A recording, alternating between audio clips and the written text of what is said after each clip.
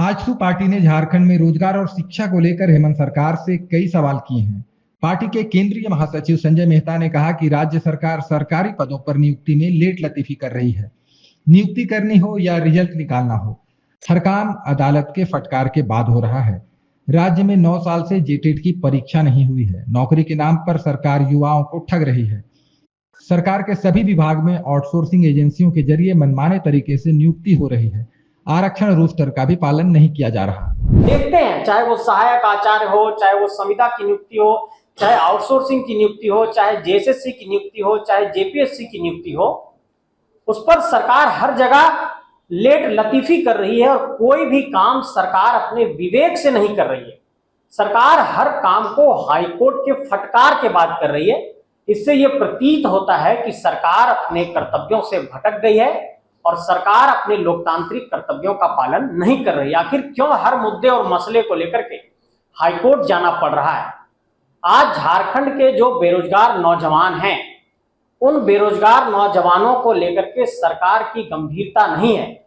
ये जो 1,58,846 रिक्त पद हैं, उन पदों पर नियुक्ति कब होगी, कैसे होगी, परीक्षा कब होगा, परिणाम कब जारी होगा, उनको कब नियुक्त किया जाएगा, नियुक्ति पत्र कब दिया जाएगा, इस पर सरकार स्पष्टता के साथ जवाब दे। सरकार झारखंड के नौजवानों को ठगने का कार्य ना करे।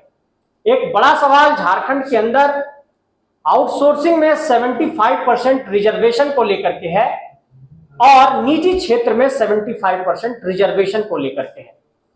सरकार ने यह कहा था कि हम निजी क्षेत्र में 75% रिजर्वेशन देंगे और आउटसोर्सिंग में रिजर्वेशन देंगे। इस पहलू पर भी सरकार की तरफ से कोई स्पष्टता नहीं है। सरकार का कहना है कि यह मामला हाईकोर्ट में है, लेकिन हम सरकार से यह सवाल पूछना चाहते हैं कि आखिर इन समस्याओं का समाधान कब होगा, सरकार ने कोर्ट में क्या जवाब दिया है, इसको स्पष्टता के साथ झारखंड की जनता के समक्ष लेकर के आए कि झारखंड की सरकार नौकरी के मसले पर नौजवानों को, झारखंड के युवा पीढ़ी को ठगना बंद करे और सरकार यह स्पष्ट करे कि कैसे वो निजी क्षेत्र में आरक्षण देगी, कैसे वो आउटसोर्सिंग में आरक्षण देगी और कैसे वो 1,58,846 रिक्त पदों पर नियुक्तियां करेगी। एक बड़ा सवाल आउटसोर्सिंग को लेकर के ये सामने आया है कि सरकार के सभी विभागों में आउटसोर्सिंग एजेंसियों को रख दिया गया है और ये एजेंसी मनमाने तरीके से नियुक्ति कर रहे हैं और उन नियुक्तियों में आरक्षण रोस्टर का पालन नहीं किया जा रहा है। तो क्या सरकार अपने कर्मियों की नियुक्ति ठेकेदारी प्रथा से करेगी? क्योंकि सरकार ने यह वादा किया था कि संविदा और अनुबंध शब्द को हम समाप्त करते हुए सीधे सरकारी नौकरी देंगे। तो फिर सरकार ये ठेकेदारी प्रथा के माध्यम से क्यों नौकरी दे रही है या फिर क्यों ठेकेदारी प्रथा को बढ़ावा दे रही है? सरकार किसी भी नियुक्ति प्रक्रिया में ओबीसी को 27% का रिजर्वेशन नहीं दे रही है और सरकार ने कहा था कि हम ओबीसी को रिजर्वेशन देंगे। सरकार ने कहा था कि स्थानीयता के आधार पर हम यहां पर नियुक्तियों को पूरा करेंगे, लेकिन वो भी नहीं कर पाई। सरकार ने कहा था कि 3rd और 4th ग्रेड की नौकरियों में स्थानीय लोगों को आरक्षण दिया जाएगा, वो भी नहीं हो पाया। सरकार ने कहा था कि विस्थापित क्षेत्रों में जो कंपनियां आई हैं, वहां पर विस्थापित क्षेत्र में जो कंपनियां स्थापित हुए हैं वो स्थानीय लोगों को नौकरी में मौका देगी, ये भी नहीं हो पाया। इन सारे पहलुओं पर सरकार से हम जवाब चाहते हैं और ये साफ तौर पर कहना चाहते हैं कि नौजवानों को सरकार नौकरी दे, नियुक्ति प्रक्रिया को समय पर पूरा करे, परिणाम समय पर जारी हो और समय पर नियुक्ति पत्र यहाँ के नौजवानों को, युवा पीढ़ी को दिया जाए। और उनकी संख्या लगभग 500-600 के आसपास है। हम ये साफ तौर पर सरकार को कहना चाहते हैं कि झारखंड में बहुत लंबे समय तक नियुक्ति की प्रक्रिया खींचती चली जाती है और अगर कोई अभ्यर्थी 1 नंबर से 2 नंबर से अंतिम सूची में अपना स्थान नहीं बना पाया है, इसका मतलब ये नहीं है कि उसके अंदर प्रतिभा नहीं है। तो यूपीएससी ऐसे अभ्यर्थियों के लिए प्रतिभा सेतु का निर्माण करती है। जो अभ्यर्थी मुख्य परीक्षा में पास करता है, लिखित परीक्षा में पास करता है, इंटरव्यू में पास करता है और अंतिम सूची में जगह नहीं बना पाता है, तो उसे यूपीएससी अलग अलग रास्ता देती है। किसी पीएसयू में जाने के लिए, किसी बड़े संस्थान में जाने के लिए उसको एक माध्यम देती है। सरकार से हम ये आग्रह करना चाहते हैं कि ऐसे अभ्यर्थी जो लगातार 5 साल 3 साल मेहनत करते हैं और कुछ नंबरों से अंतिम सूची में चयनित नहीं हो पाए हैं, तो ऐसे अभ्यर्थियों के लिए प्रतिभा सेतु का निर्माण करते हुए इनको कहीं पे स्थान दिया जाए, किसी पीएसयू के अंदर, झारखंड के अंदर बड़ी कोई निजी कंपनियां हैं उनके अंदर एक रास्ता बनाया जाए, उनकी प्रतिभा को पूरी तरीके से दरकिनार ना किया जाए, क्योंकि वो कहीं ना कहीं मेधावी छात्र रहे हैं, मेधावी अभ्यर्थी रहे हैं और यूपीएससी इस तरह के अभ्यर्थियों के लिए प्रतिभा सेतु का निर्माण करके उनको स्थान देती है।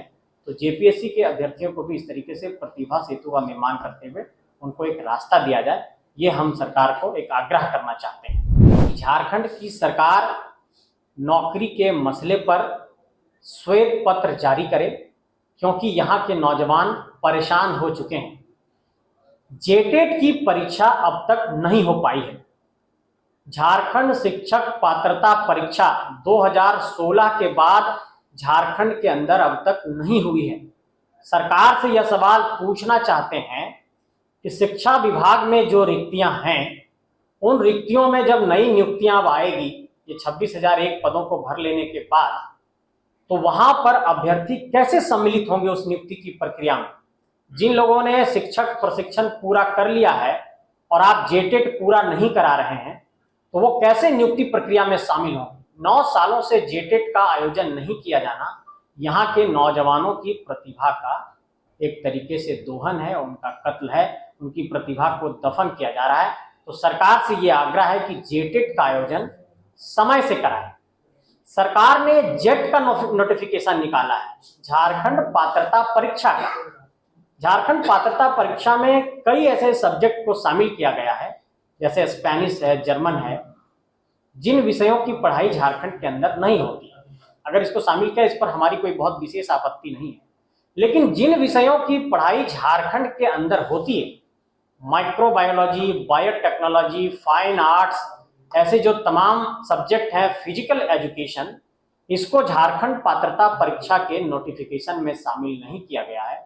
तो इसको भी सरकार अपने नोटिफिकेशन में शामिल करे, ये भी हम सरकार से अनुरोध करना चाहते हैं और ये उनसे कहना चाहते हैं। मुख्यमंत्री रोजगार सृजन योजना की शुरुआत की थी और इसमें नौजवानों को लोन दिया जाना था। लोन की प्रक्रिया इतनी जटिल हो गई है, हमने नौजवानों से इस संदर्भ में बात की। उनका साफ तौर पर कहना है कि कल्याण विभाग कहता है कि हमारे पास फंड नहीं है और यही कारण से आज छात्रवृत्ति जो है यहाँ के नौजवानों को नहीं मिल पा रही है और मुख्यमंत्री रोजगार सृजन योजना का भी लाभ यहाँ के नौजवानों को नहीं मिल पा रहा है। तो सरकार इस पहलू पर पहले स्पष्टता लाए कि सरकार किस तरीके से स्वरोजगार देना चाहती है। क्या योजनाओं को सिर्फ कागजों पर रखना चाहती है, जिस तरीके से 75% रिजर्वेशन का मामला सिर्फ कागजों पर रह गया। तो सरकार से यही सवाल पूछना चाहते हैं कि चाहे वो सरकारी नौकरी का सवाल हो या आउटसोर्सिंग का सवाल हो या निजी क्षेत्र में आरक्षण का सवाल हो, हर मोर्चे पर तो सरकार फेल हुई है और सरकार कोई भी काम अपने विवेक से नहीं कर रही है। ये सबसे बड़ा उदाहरण है कि किस तरीके से हाईकोर्ट ने अलका तिवारी को और वंदना दादेल को और सरकार के कर्मचारियों को फटकार लगाई कि आप सरकार का एक तरीके से माखौल उड़ा रहे हैं और हाईकोर्ट के आदेश का पालन नहीं कर रहे हैं और नगर निकाय का आप चुनाव समय से नहीं करा रहे हैं। तो ये उदाहरण बहुत स्पष्ट करता है कि सरकार बिना कोर्ट के फटकार के कोई काम नहीं करेगी। सरकार से कोई काम कराना है झारखंडी जनमानस को, तो आपको न्यायालय में जाना होगा, न्यायालय फटकार लगाएगी, तब सरकार काम करेगी। यही सरकार का चरित्र जो है आज पूरे झारखंड के अंदर रह गया है। लगातार ये रही है कि हमारी भी नियुक्ति प्रक्रिया को जल्द पूरा किया जाए, उनकी भी नियुक्ति प्रक्रिया अब तक पूरी नहीं हो पाई है। तो जो कंप्यूटर के शिक्षक है उनको भी नियुक्ति प्रक्रिया में पूर्ण करते हुए उनको भी नौकरी दिया जाए। इन सारे सवालों पर आज आजसू पार्टी सरकार से जवाब चाहती है। खबर का मतलब बवाल न्यूज, हमारे चैनल को सब्सक्राइब जरूर करें।